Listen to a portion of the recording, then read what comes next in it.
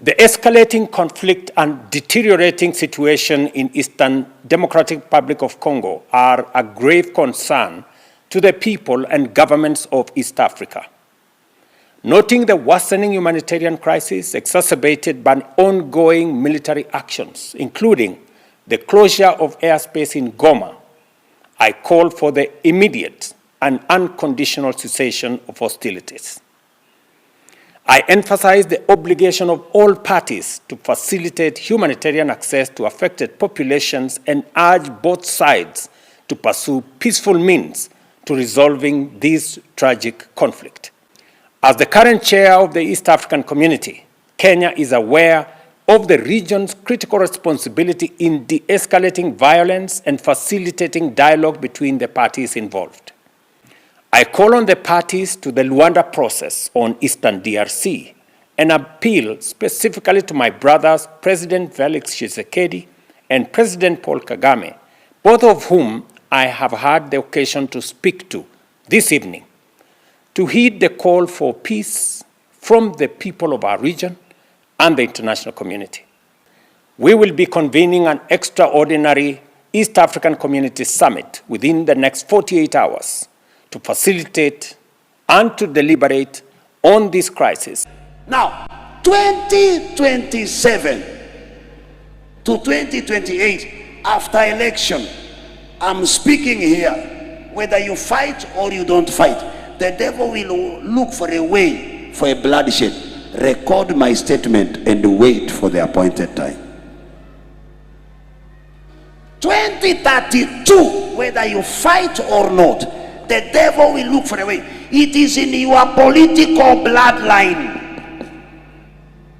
You cannot wish it away. It cannot run away. It is in your family blood. Kenya, it will have to happen. In simple terms, nobody comes to power without bloodshed. Whether they fight or not, it is in your political bloodline. Your children have to die until a wise David calls for Prophet Nathan, and he obeys what Nathan says. But if David chooses to live with Bathsheba, Solomon will mess up next.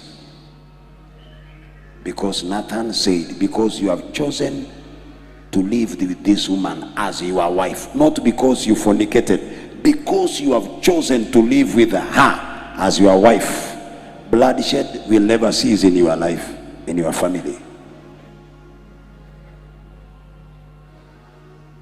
Now,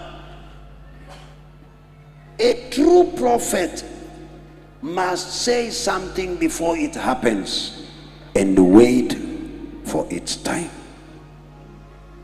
We are in 2024. 2027, 2028 is far away. That is 3 years from now. Okay? I have spoken. Saa 10 na 20. Keep the records. Internet never lie. Mtandao haidanganyi. Wait. That is how I spoke.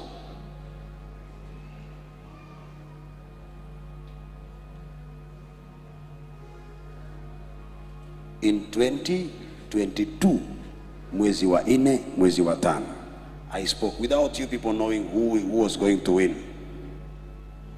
Now I speak again. If these things that I say do not happen, I'm not chosen by God. But there is a window of hope. If David is wise, let him look for Nathan, Prophet Nathan. Let him call him into the palace where decisions are made and tell him, pray for me. There will never be bloodshed, and every deputy will become a deputy for 10 years.